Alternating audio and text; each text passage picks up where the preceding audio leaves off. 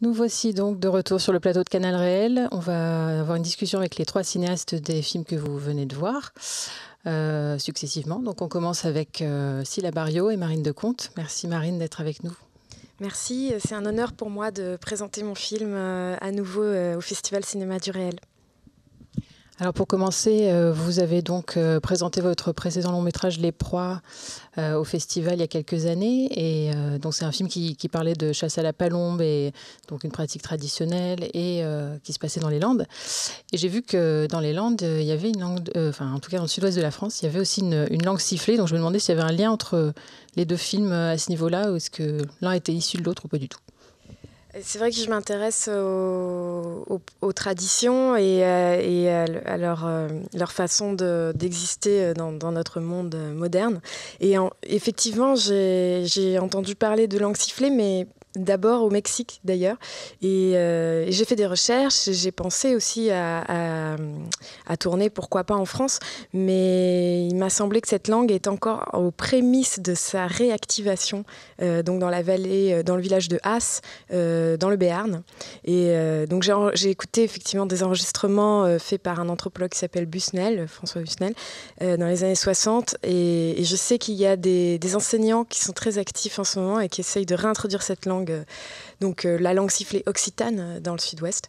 Mais pour l'instant, ils en sont au début. Et donc, je me suis intéressée finalement à la langue sifflée aux Canaries, sur la petite île de La Gomera, où j'ai découvert avec émerveillement que c'était redevenu une langue courante pour la majorité de la population, donc assez récemment, depuis une vingtaine d'années, après avoir pratiquement disparu vers la fin du XXe siècle. Et donc vous présentez aussi le film comme une adaptation d'un poème, donc ce poème de Miguel Ángel Ferreira, si je ne me trompe pas. Comment donc avez-vous fait le lien entre ces deux faits? Est-ce que c'est d'abord le poème que vous avez voulu adapter et ensuite c'est venu se lier avec cette langue? Non, c'est l'inverse. En fait, j'ai effectué plusieurs voyages à la Gomera, et j'ai rencontré les habitants, j'ai un petit peu découvert les problématiques liées à l'environnement également, et j'ai rencontré des scientifiques du parc national de Galajonay. Et puis, j'ai rencontré tout un tas de personnes, je me suis imprégnée des paysages, et en revenant de ces voyages, j'en ai parlé avec cet ami qui est donc poète, Miguel Ángel Ferreira, et je lui ai fait part de mon envie de tourner quelque chose rapidement, puisque j'avais pas pu aller aussi longuement que souhaité en 2020 sur le terrain, mais que j'avais l'occasion d'y aller un mois l'année dernière, donc en été. Et je lui ai dit, voilà, j'aimerais vraiment tourner quelque chose. Pour moi, il y a un côté onirique dans la façon dont les hommes s'expriment comme des oiseaux, finalement. Et je lui ai demandé s'il pouvait écrire quelque chose pour moi. Donc, il a été assez catégorique. Il m'a dit non. Non, désolé, je travaille pas à la commande. Si tu veux, je viens avec toi. Et puis, si quelque chose m'inspire sur place... on verra, quoi. Et puis en fait ça s'est pas fait, il a pas pu se déplacer, et il m'a dit, mais écoute, si tu veux, moi j'ai toutes les thématiques que tu souhaites aborder, la transmission, le rapport au paysage, j'ai dans mon dernier recueil de poèmes qui s'appelle Anarcadia, j'ai des textes qui pourraient t'intéresser, et si tu veux, tu peux choisir un poème et l'adapter.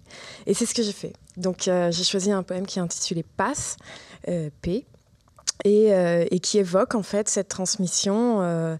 Lui, il parlait plutôt des bergers en Andalousie et des us et coutumes donc d'Andalousie, mais j'ai trouvé que c'était très beau et que ça résonnait avec les problématiques à La Gomera. Et donc, comment vous avez travaillé le poème avec les adultes? Alors, est-ce que c'est seulement les enfants j'ai un petit doute, ou est-ce que c'est aussi les adultes qui sifflent le poème?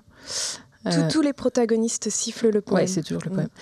Et donc, comment est-ce que vous avez travaillé avec eux? Est-ce qu'il y a eu beaucoup de sessions, d'approches de ce texte, ou est-ce que vous avez aussi travaillé d'autres choses ensemble avant d'arriver là-dessus? Oui, j'ai d'abord rencontré les protagonistes. Je leur ai proposé de participer. Je leur ai bien sûr donné le texte. Et donc, c'est souvent ce texte qui les a convaincus, qui leur a donné envie de participer. Et je tenais vraiment à ce qu'il y ait des doyens, c'est-à-dire les dernières personnes pour qui c'est une langue maternelle sur l'île, et on les compte il s'agit vraiment d'une poignée de personnes, il en reste très peu, et notamment Isidro. Isidro qui a plus de 90 ans et qui était assez réticent au tournage, parce qu'il estime qu'il a déjà fait son temps, et puis il a déjà participé à d'autres tournages. Et donc j'ai beaucoup insisté, et c'est grâce à ce poème que je l'ai convaincu, et aussi à ma démarche un petit peu anthropologique, où je lui expliquais que c'était pour moi important de montrer qu'il y avait une transmission entre les anciens et les jeunes générations. Et comme c'est lui qui avait initié dans les années 2000, lorsqu'il est revenu à La Gomera après de longues années d'exil, et qu'il avait constaté que très peu de personnes continuaient à parler le silbo, c'est lui qui avait eu cette idée d'aller dans les cours de récréation et de spontanément apprendre aux gamins qu'il souhaitait. Et donc, il a vraiment fait partie de ce geste de réactivation de la langue sur l'île. Voilà, donc c'était important pour moi qu'il y ait donc plusieurs générations, et aussi de montrer cet écart, ce vide, finalement, toute une génération qui ne parle pas la langue, qui sont les parents des enfants. Et les enfants, donc, ils ont appris à l'école. C'est maintenant c'est plus une langue maternelle, c'est une langue apprise. Et donc, je les ai rencontrés, je suis allée dans les classes, j'ai observé des cours de silbo, et j'ai proposé à certains d'entre eux, de participer à ce tournage, alors que c'était les vacances d'été, et que en plus, il n'y avait pas eu cours pendant 6 mois. Donc, j'étais pas du tout certaine d'arriver à trouver tous les protagonistes, et je suis contente d'avoir réussi ce petit défi en très peu de temps. Est-ce que vous avez travaillé avec eux aussi sur le choix des lieux qui sont filmés, des lieux dans lesquels ils sifflent et entre lesquels ils communiquent ? Non, ça j'ai décidé en découpant le poème, en fait, en réfléchissant à chaque espace et chaque... comment il pouvait résonner pour chaque personnage aussi. Et donc j'ai vraiment travaillé strophe par strophe. Moi, je connaissais donc déjà bien l'île, et j'ai choisi de faire une espèce de descente, en fait, du sommet du volcan de Galaronay, en passant par le canyon de la Fortaleza, et en arrivant dans la forêt endémique, la Laurisilve, qui est magnifique. Et donc qui est une forêt primaire avec des arbres qui tendent au gigantisme, des bruyères de 20 mètres de haut. Et donc c'est une forêt très particulière, et qui bien sûr est aussi menacée, puisqu'il y a de moins en moins de pluie, moins en moins les alizés arrivent de moins en moins sur les îles, et il y a un problème environnemental pour conserver cette forêt. Et j'ai plutôt choisi les lieux de tournage en fonction de mes conversations avec les scientifiques du parc de Galaronay et leurs conseils, et pour mettre en valeur aussi ce patrimoine qui est donc menacé. Et ce que je trouve très beau aussi dans le film, c'est la façon dont vous mettez en scène ces corps, avec les fondus aussi, qui les font apparaître et disparaître, et qui se rapprochent en quelque sorte de l'aspect glissant du sifflement.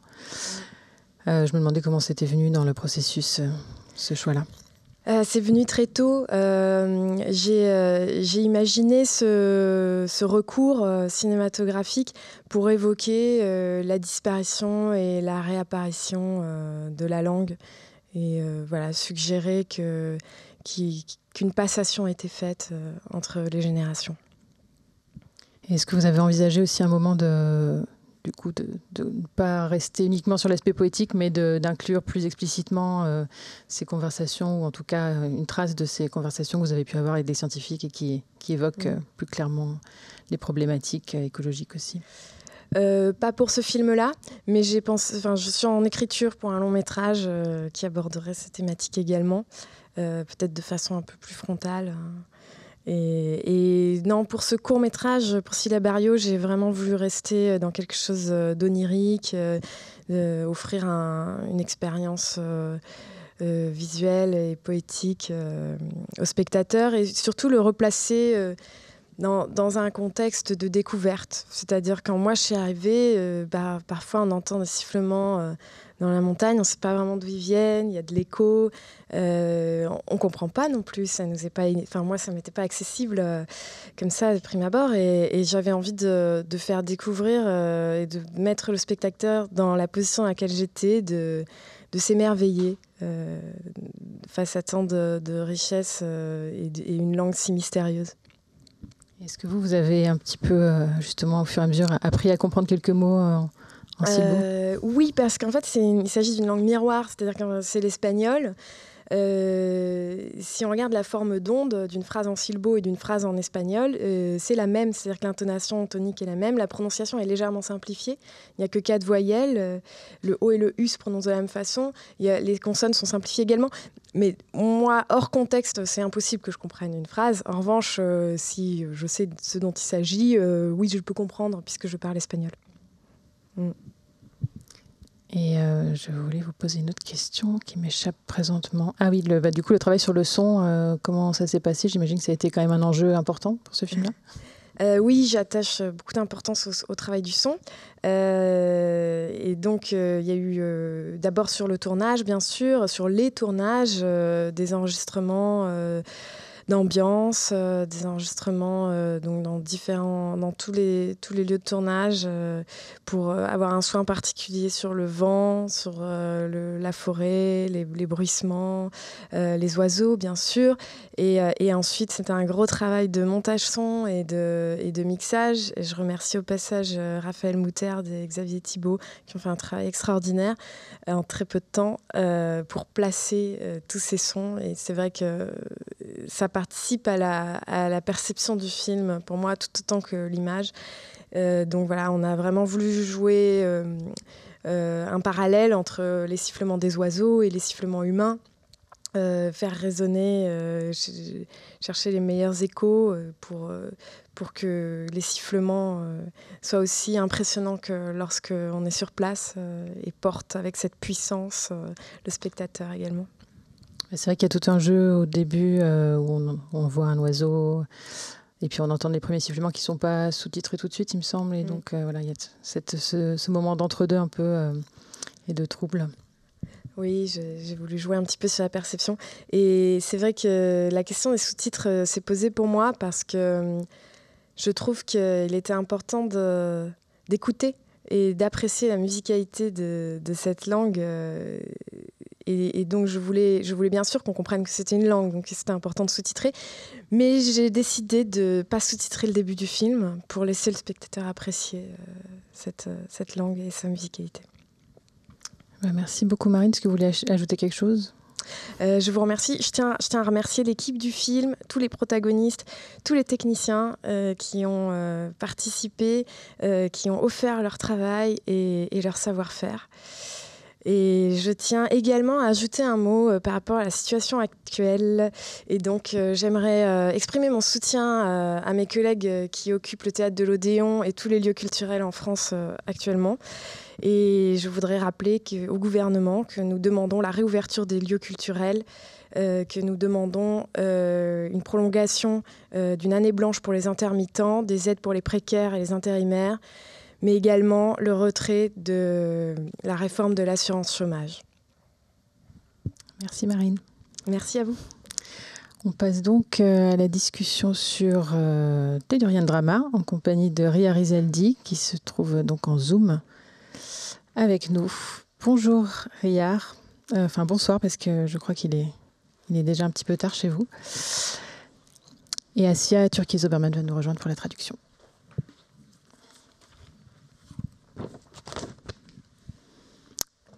Can you hear me, Ria? Yeah, I can. Super. Alors pour commencer, est-ce que vous pouvez nous raconter comment vous avez découvert cet article qui est cité tout au long du film et son auteur qui a l'air d'être un personnage assez étrange? So to begin, could you tell us a little bit about how you encountered the text that is cited throughout and its author that seems somewhat mysterious? Well, yeah, I mean, the text it's half fiction and half reality.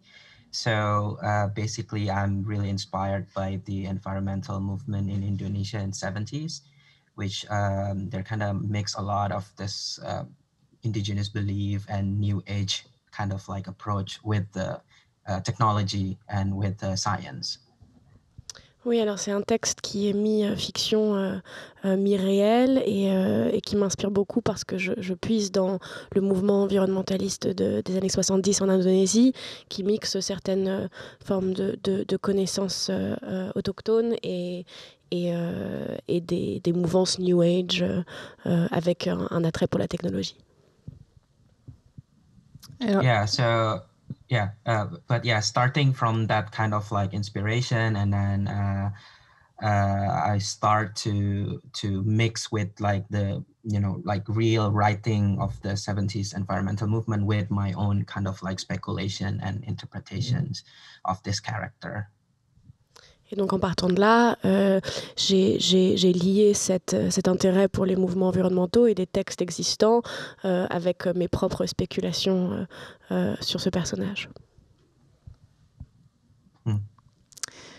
On sent que c'est un film qui est très riche et qui est nourri d'énormément de recherches. Est-ce que vous avez rencontré beaucoup de personnes, puisque finalement dans le film, il y a un seul entretien qui figure.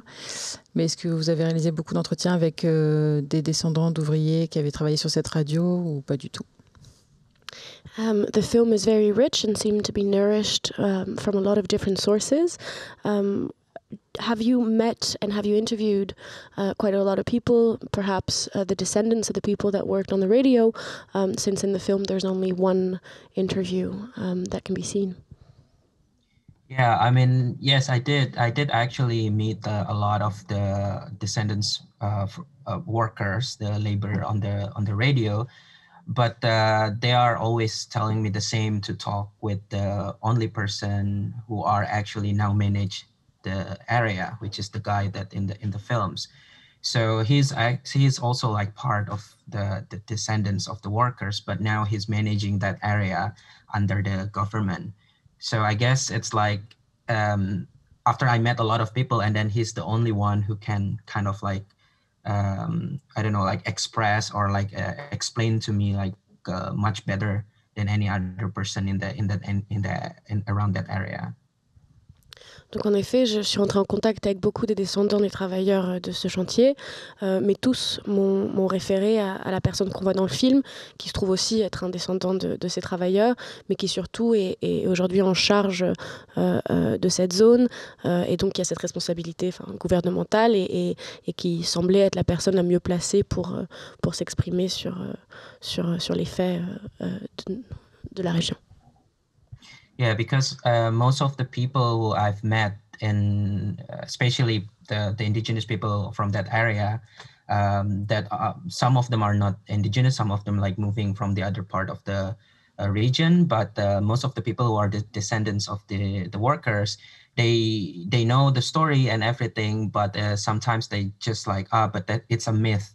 It's not the real thing. It's just like our ancestor told us that. So when I encountered the guy who managed, he's the one who kind of like convinced that everything is actually real. So yeah, I find it's like really interesting to talk with him and sharing his knowledge about the radio, the history of the radio. Et donc c'est une rencontre qui pour moi est importante parce que c'est le seul qui a, c'était la seule personne qui parlait de ces faits comme étant véridiques, parce que c'est vrai que la plupart des gens que j'ai rencontrés, certains viennent de cette région, d'autres sont venus d'ailleurs, mais ceux qui sont descendants donc connaissaient cette histoire, mais il y a cette idée que ce serait un mythe, il y a quelque chose de mythologisé, comme quelque chose qui serait passé comme ça des ancêtres, mais comme un mythe transmis, alors que cet homme, le manager, me portait les faits comme des vérités. Et qu'en est-il des archives? Parce que les archives images donc fixes et archives films qu'on voit dans le film, parce que j'ai vu au générique apparemment ils étaient tous issus d'une seule archive privée, ce qui m'a étonnée. Donc je me demandais comment vous aviez trouvé ces documents. Est-ce que ça a été très complexe? And so what about the archives? Because I was very surprised to see at the end of the film that all of the archives come from a single source and a private one at that. So I was wondering how you found that and whether it was difficult to get to them. Yeah, I mean, it's really interesting because most of the archives are coming from the hobbyists, like a hobbyist archivist, like people who are really into the history of radio, and they collect so much like archive just from the people, not from museum. So most of the museum, for example, one in Netherlands, they actually get this archive from the hobbyists. And then that's why most of the archive just come from one source, because he's the only person that I contacted and asked the archive. And I found him through YouTube, basically, because he posts so much like an archive of Indonesia in 20s, a radio history of Indonesia in the 20s. And then he just like, yeah, I have this archive, and then give it to me. So that's what's make it interesting, because that it seems that the archive, it's not owned by the museum, but by the just like hobbyists. Oui, alors en fait, ce qui est intéressant, c'est que la plupart des archives, et donc celle-ci en particulier, sont des archives qui sont collectées par des amateurs. Ce n'était pas les musées. D'ailleurs, le musée aux Pays-Bas aussi se sert dans ces bibliothèques mises en place par des amateurs, dont celui que moi j'ai contacté, que j'ai trouvé sur YouTube par hasard, car il avait beaucoup d'images de l'histoire indonésienne de la radio des années 20. Et donc je l'ai contacté et il a mis ça à ma disposition. Et donc vous, est-ce que vous avez découvert la radio Malabar par la perspective contemporaine de cette transformation d'un site touristique, ou est-ce que c'était quand même, est-ce que son existence était déjà assez bien connue de vous avant? And so did you discover Radio Malabar in the contemporary circumstance of the creation of a tourist site, or did you know of it prior? Yeah, I know it before because well, I'm a huge fan of radio drama, so I always kind of like curious about the history of radio in Indonesia, the technology of radio in Indonesia, and it's well, there's a kind of like the radio. It's quite popular. The history, it's a popular as a mainstream history to kind of like. How do I say it? Like announce the Indonesia independence from the Dutch to the world, and that's about it. So I never know about the other history, micro history, and other kind of like history about this place. So yeah, I know just a little bit of it, and then I started to kind of like research and try to find out like what's actually the history of this Radio Malabar outside the mainstream kind of like a popular opinion about the radio. Alors oui, moi je connaissais déjà cette histoire, d'une part parce que je suis assez fervente d'histoire et de drame autour de la radio comme technologie et comme forme, et aussi que c'est une histoire qui est assez connue de manière un peu superficielle dans la culture populaire indonésienne, comme étant rattachée à la déclaration d'indépendance indonésienne, l'indépendance des Hollandais. Mais c'est à peu près tout. La connaissance populaire s'arrête là, et donc moi j'ai voulu creuser pour savoir ce qu'il était de la micro-histoire de ce sujet. Yeah, so after I know a little bit of the history, I research, and then also the radio itself located really close to my mother's house, and then I started to kind of like back and forth and try to digging more about the story, especially the not the non-mainstream or like popular story about the radio, mostly by taking the knowledge from the hobbyists or like people who are the descendants of the workers, and then at the same time when I did the research, I found that the government are starting to open it for tourist attraction. Donc non, donc d'abord ça a été cet intérêt premier et il se trouve que l'emplacement de la radio est juste à côté de là où vit ma mère. Donc il y a eu cette espèce de va-et-vient comme ça dans la recherche où j'ai essayé de m'éloigner des espaces de connaissances plus populaires qui s'étaient saisis de cette histoire en me tournant vers par exemple cet amateur d'archives, en me tournant vers les descendants des travailleurs. Et c'est pendant cette recherche que j'ai appris que le gouvernement était en train de se saisir du lieu pour faire un accueil touristique. Et effectivement, on sent que le fait que vous parliez d'une station de radio et pas de n'importe quel autre bâtiment de l'époque coloniale n'est pas indifférent et que sans doute ça fait écho quelque part à votre propre médium, que le cinéma aussi travaille avec des ondes lumineuses et sonores. Et je me demandais comment vous aviez trouvé cette idée aussi de donner au texte une forme d'onde qui le désacralise en quelque sorte. And when watching the film, we do sense that the fact that you're working with a radio edifice as a colonial remain is not the same as any other building, and it definitely resonates with your medium some way in the way that cinema uses light waves as well. And so if you could talk a little bit about how you choose to use the text and to change the text into almost a wave form as well. Yeah, I mean, I'm always interested with the kind of like this method of media archaeology, like digging the history of media and then and try to find like a potential of this old media, for example, this like old radio station to kind of like talk or like discuss something that are contemporary. And then at the same time, because I also found the 70s environmental in Indonesia, the text, and then I try to combine that and then try to see how to talk about this, the relation of human and nature from the perspective of like the media archaeology, the practice of archaeology that I did with the media, as well as the kind of like more the tendencies to talk about the environmental from the 70s Indonesian environmental movement. So that's what I'm interested in doing it, is to colliding these two different kind of like method and way of thinking. Donc oui, moi j'ai un intérêt pour l'archéologie des médias, pour essayer de voir l'histoire des médias, de comprendre leur construction et donc pouvoir imaginer des usages pluriels au futur. Et c'est vrai qu'en combinant cet intérêt et cette méthode archéologique-là avec ce que j'ai découvert sur les mouvements environnementaux des années 70, j'ai trouvé dans cette conjonction-là quelque chose d'assez fertile qui finalement donne la forme du film, de se poser la question de la relation de l'homme à la nature comme on se pose la relation de l'archéologie médiatique quelque part.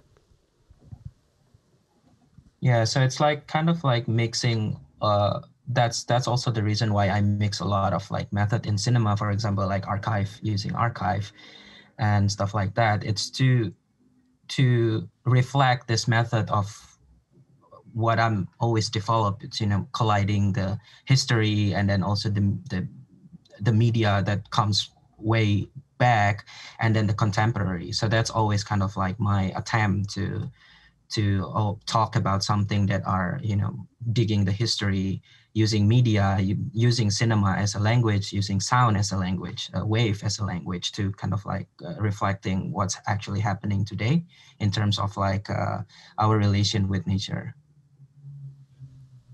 Et donc dans cette conjonction-là, j'ai cherché du coup à faire ressortir les différents langages un peu de cette même manière, en regardant comment, que ce soit le média, le cinéma, les ondes, de faire parler un peu toutes ces méthodes-là en juxtaposant différentes formes, donc en utilisant des images d'archives par exemple, en essayant de créer un peu cette complexité qui donnerait une vue de ce que je voulais dire sur la relation de l'homme à la nature.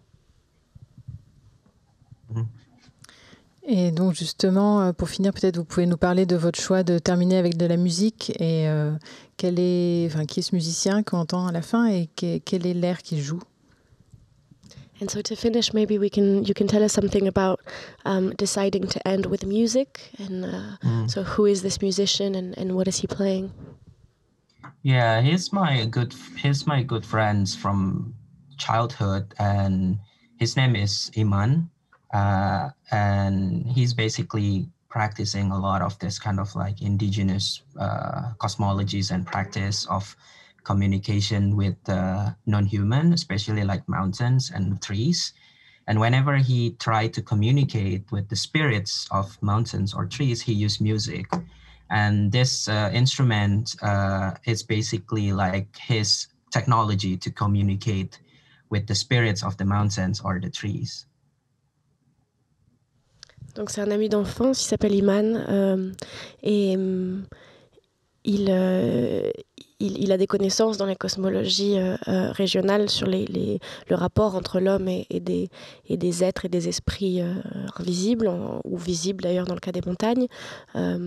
Et l'air qu'il joue est un moyen de contact, justement, et son instrument et sa technologie pour ce contact.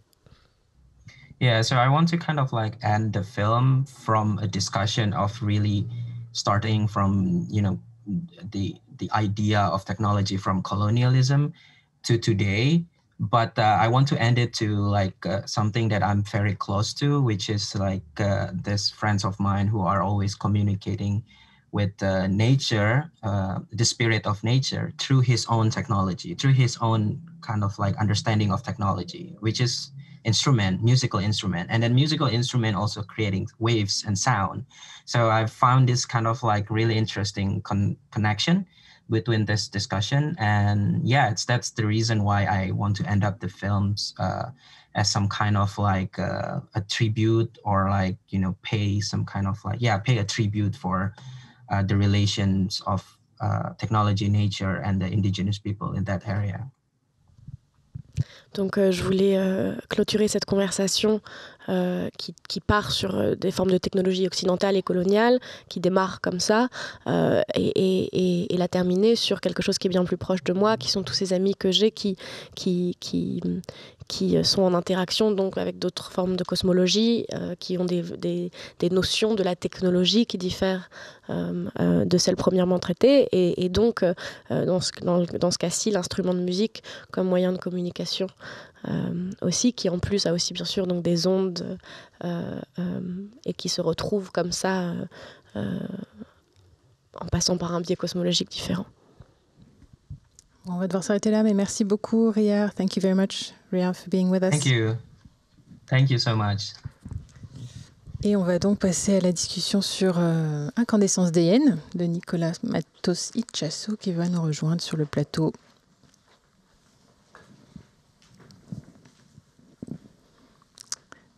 Bienvenue sur Canal Réel, Nicolas. Merci beaucoup pour l'invitation. Alors pour commencer, est-ce que vous pouvez nous parler de votre rencontre peut-être avec cette ville de Harar et avec les forgerons, puisque j'ai vu dans votre biographie que vous nous avez envoyé que vous avez aussi une formation en ferronnerie. D'ailleurs, Catherine l'a évoqué en présentation. Oui, donc en fait la ville de Harar, je l'ai découvert au cours d'un voyage la première fois que je suis parti en Éthiopie, il y a 8 ans maintenant.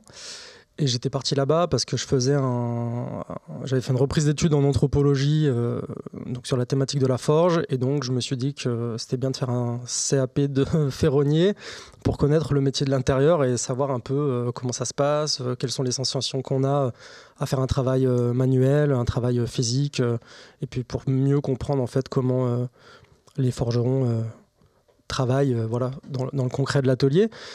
Et donc au cours de ce voyage, je me suis baladé un peu partout en Éthiopie et j'ai rencontré la ville de Harar à la fin de mon voyage qui durait 2 mois, je crois. Et donc à ce moment-là, je me suis baladé la nuit, j'ai pas mal zoné très tard la nuit en fait pour aller rencontrer des travailleurs du fer en fait qui bossent jour et nuit. Et donc le meilleur moment pour les rencontrer, c'était très tard le soir quand il y a juste le feu de l'atelier qui éclaire les rues sombres, et en fait c'est comme ça que j'ai rencontré les personnages du film. Et donc ils ont facilement accepté que vous les filmiez? Est-ce que c'est venu assez rapidement? Non, mais en fait j'ai fait plusieurs séjours. En fait j'y suis allé en 8 ans, j'y suis allé 6 fois je crois en Éthiopie. À chaque fois c'était des voyages qui duraient à peu près 1 mois. Et donc je passais du temps avec eux, quoi, en fait, tout simplement. J'ai montré patte blanche, j'aurais expliqué mon parcours, j'aurais expliqué que je voulais travailler avec eux, que je voulais travailler avec des gens de Harare, et particulièrement les forgerons de Harare. Et donc non, au début, ils étaient assez réticents, c'est-à-dire qu'en fait, il y a un tout petit peu de tourisme à Harare, et les gens viennent prendre 2-3 photos, et puis ils s'en vont, quoi. Donc en fait, il a fallu que je leur explique bien ma démarche, que c'était un travail de fond qu'on allait faire ensemble, quoi. Voilà. Et donc, est-ce que pour vous, l'anthropologie visuelle, c'est quelque chose, c'est une notion qui a du sens? Est-ce que vous avez envisagé d'autres approches, peut-être plus directement ou classiquement anthropologiques? Ou est-ce que c'était d'emblée aussi cet aspect visuel aussi qui vous semblait être le moyen de pénétrer cette réalité? En fait, l'anthropologie visuelle, ça m'a beaucoup influencé pour ma culture cinématographique, avec Jean Rouge, Robert Gardner. Voilà, des gens comme ça, mais ensuite moi je m'en suis complètement détaché en fait, c'est-à-dire que je m'empêtrais dans des notions scientifiques, le côté anthropologie plus que visuel, en fait je m'empêtrais dedans et j'avais besoin de casser ce cadre-là pour vraiment donner ma vision du travail des forgerons à Harare. Donc en fait moi je me suis émancipé de l'anthropologie visuelle, en tout cas d'un certain courant plus assez carré et universitaire, et pour pouvoir créer autre chose, quoi. Après, il y a aussi des tentatives plus contemporaines qui sont assez détachées du récit, et desquelles peut-être vous rapprochez un peu plus. Mais en tout cas, c'est vrai qu'il y a toutes ces scènes de trance de trance. Peut-être que je surinterprète en disant ça, mais en tout cas, les scènes de consommation de khat avec la musique qui renvoient beaucoup à cette tradition-là et ces héritiers contemporains. Et je me demandais aussi, du coup, comment c'était possible de filmer ça. Est-ce que c'était simple ou est-ce que, de toute façon... pareil, il a fallu beaucoup de temps pour approcher ces lieux. Oui, donc pareil, en fait, le tout, je crois que c'est de passer beaucoup de temps sur place et que les gens aient confiance en vous, en fait, quoi. Donc l'idée, c'était de vraiment beaucoup parler avant de filmer, quoi. Donc j'ai passé beaucoup de temps dans les ateliers et aussi chez les personnes donc, qui consomment du khat. Et donc oui, vous avez parlé de la musique. En tout cas, oui, moi j'ai vraiment envisagé le film avec une musicalité très, très importante, c'est-à-dire que pour moi j'y ai vu un écho avec la musique rock en fait quand j'ai entendu les marteaux des forgerons sans cesse toute la nuit. Eux, ça les met dans un état de transe, et même les gens qui ne frappent pas le métal en fait, qui sont dans la pièce, au bout d'un moment d'avoir toutes ces percussions assez agressives avec la ferraille, le fer, quoi, bah forcément ça crée un rythme, ça crée une rythmique, et donc je l'ai vachement utilisé en fait pour travailler la dramaturgie et le scénario du film, quoi. Oui, effectivement, on sent complètement que le récit passe beaucoup par les sons. Et donc, comment vous avez travaillé plus précisément là-dessus, sur le montage? Enfin, j'imagine que ça a été avec aussi peut-être quelqu'un, un monteur son. Ouais, donc en fait, effectivement, il y a eu une équipe de furieux qui m'a accompagné sur ce projet. Donc moi, j'ai beaucoup écrit en amont, pendant les repérages. Après les repérages, j'ai fait une première session de tournage tout seul, parce que j'avais besoin en fait de me frotter à tout ça seul. Donc j'ai commencé à faire des plans. Il y en a certains qui sont dans le film et d'autres qu'on a évacués. Et donc ensuite, on a fait une deuxième session de tournage avec un chef opérateur, Mehdi Baouzi. Et ensuite, au montage, le film a vraiment évolué en fait, parce que donc avec Camille Mouton, qui est le monteur du film, on s'est beaucoup questionné. Enfin, c'est un film qui est écrit à 4 mains en fait. Moi, je suis à l'origine du projet, mais derrière, il y a une équipe incroyable, et donc Camille Mouton qui a aussi porté le film pour le magnifier, quoi. Est-ce que vous aviez aussi est-ce que vous étiez parti sur des entretiens ou plus de paroles à l'origine? Est-ce que c'est le choix d'avoir un film qui est quasiment sans parole est venu très tôt ou plus tard? En fait, j'ai réfléchi à une notion de perte de repère totale. Donc ça passait aussi, moi je parle pas amharique, je parle pas harari. Donc en Éthiopie, il y a 80 langues ou dialectes. Moi je les baragouine à peine pour être poli. Donc en fait, ça me paraissait compliqué de passer par la parole. Et puis aussi, c'était pas vraiment ce qui m'intéressait. Moi, ce que je voulais, c'était donner des sensations aux spectateurs à travers les corps au travail, en fait, la transformation des corps au travail, et donc cette musicalité aussi des sons. Et évidemment, il y a Arthur Moget, le monteur son, qui a fait un travail aussi incroyable derrière pour garder l'esprit brut qu'on voulait un petit peu donner au film, mais qui l'a évidemment amélioré pour que ça sonne encore mieux, quoi. Et la présence, alors soit réelle, soit, enfin, à la fois réelle et fantasmée des hyènes, est-ce que c'est quelque chose qui est palpable? Enfin, est-ce qu'il en est beaucoup question? Est-ce que vraiment ça arrive de temps en temps et on en parle de temps en temps, mais c'est plutôt quelque chose que vous avez mis en exergue pour le film? Alors la présence des hyènes dans la ville, elle est présente en permanence, c'est-à-dire que les hyènes là-bas, elles ont une sorte de pacte tacite entre les hommes et les animaux de non-agression. Donc il y a des hyènes qui rôdent un peu partout à la nuit tombée et qui rentrent dans la vieille ville pour manger les ordures. En fait, elles jouent un peu le rôle des boueurs de la ville. Et donc en fait, non, elles sont très très présentes. Après, moi je les ai mis en exergue aussi pour créer de la tension dramatique. Mais elles sont là. D'accord. Et ça fait peur quand même. Oui, effectivement. Et donc le choix de tourner de nuit surtout, bon, on le comprend assez bien. Mais ce qui est étonnant, c'est que la première scène du film soit par contre une scène de jour. Est-ce que vous pouvez nous parler de ce choix-là? En fait, tout au long du travail pour créer ce film, en fait, on s'est beaucoup questionné sur est-ce qu'il y a des scènes. On a beaucoup tourné le jour aussi, en fait, mais en fait, il y avait une dramaturgie de la nuit, une ambiance beaucoup plus fantomatique et qui me parlait beaucoup plus de tension la nuit. Et donc j'ai fait le choix à un moment de dire tout se passe la nuit et pour aller au bout de ma démarche artistique, parce que je pense que c'est ce que j'avais dans le ventre depuis le début, un film nocturne, quoi. Et on a voulu mettre un premier plan de jour qui paraît anodin, mais je pense qu'avec la suite du film peut aussi révéler beaucoup de choses. Et créer de l'imaginaire pour le spectateur. Donc voilà, on a choisi de mettre un premier plan de jour et bam, derrière on bascule dans la nuit et on n'en sort pas, quoi. Alors il y a aussi une chose qui dénote dans le film, c'est le texte qu'on entend un moment. Est-ce que vous pouvez nous parler de l'écriture de ce texte? Il me semble que c'est vous qui l'avez écrit, après le générique. Oui. Voilà, le choix de l'inclure, du choix du moment où vous l'incluez. Alors ce texte, cette voix off donc, qui est dit par Magali Bona, qui est une comédienne, c'est pareil, je l'ai beaucoup questionné. Et en fait, l'idée, c'était de donner des... En fait, le film, à la base, je l'ai écrit par rapport à une légende qu'on m'a racontée sur place, qui est la légende de forgerons qui se transforment en hyènes, en fait. En fait, je crois que tout part de là. Et donc, on dit que les forgerons se transforment à la nuit tombée en hyènes pour aller commettre des exactions, manger des enfants, déterrer des cadavres, tout ça, quoi. Et donc moi je me suis emparé de cette légende et je l'ai réadaptée en fait comme bon me semblait. Et j'ai perdu le fil de mon propos. Et oui, donc par rapport à la voix off, en fait, je voulais pas donner trop d'éléments parce que je voulais pas faire un film où on donnait trop d'éléments aux spectateurs sur cette légende qui est en fait sous-jacente. Et donc j'ai écrit ce texte sur place, en rentrant, je l'ai retravaillé, il était 3 fois plus long à la base, et puis Camille Mouton a eu la bonne idée de me le faire couper à certains endroits.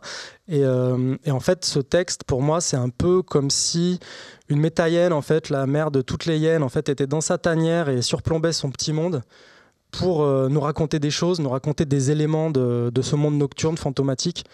Et je l'ai travaillé en fait comme si c'était un peu un tremplin pour passer le miroir de la réalité et pour vraiment basculer à un moment dans le monde fantomatique de Harare, comme s'il y avait des strates en fait de réalité qui se superposaient sans s'annuler.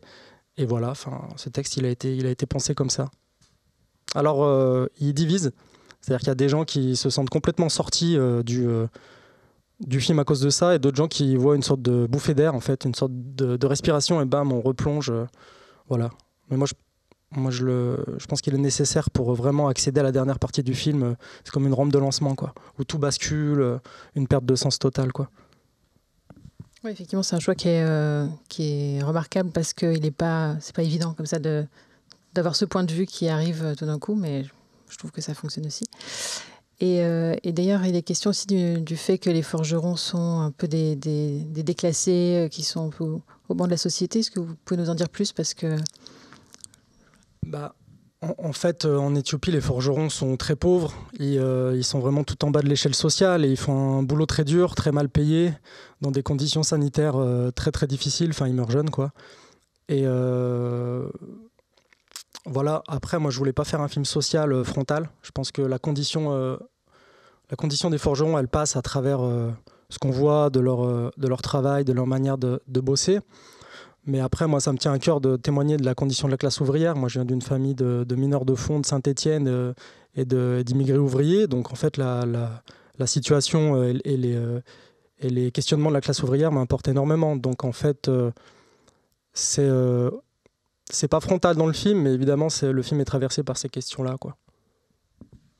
Et pour tout ce qui est visuel, pour revenir là-dessus, comment est-ce que vous avez travaillé sur place? Est-ce qu'il y a eu aussi des choix esthétiques qui ont dû être faits petit à petit au tournage, ou est-ce que ça a été plutôt ensuite en post-production que vous avez défini l'atmosphère finale du film? Non, donc ça a été beaucoup travaillé avant. Enfin, moi, j'ai encore une fois, beaucoup écrit pour avoir un cadre solide quand je suis là-bas, en fait. Et ensuite, voilà, faire exposer ce cadre au tournage avec les aléas du réel, avec les aléas de la situation sur place, les rencontres, comment ça se passe, quoi. Et après, oui, on a rebossé ça ensuite un peu au montage, mais je crois que l'idée était là avant le montage, quoi. Parce qu'il y a aussi ces couleurs qui sont assez frappantes du marché nocturne. Bon, j'imagine que de toute façon, ça saute aux yeux quand on y est, ou alors peut-être pas d'ailleurs, peut-être que...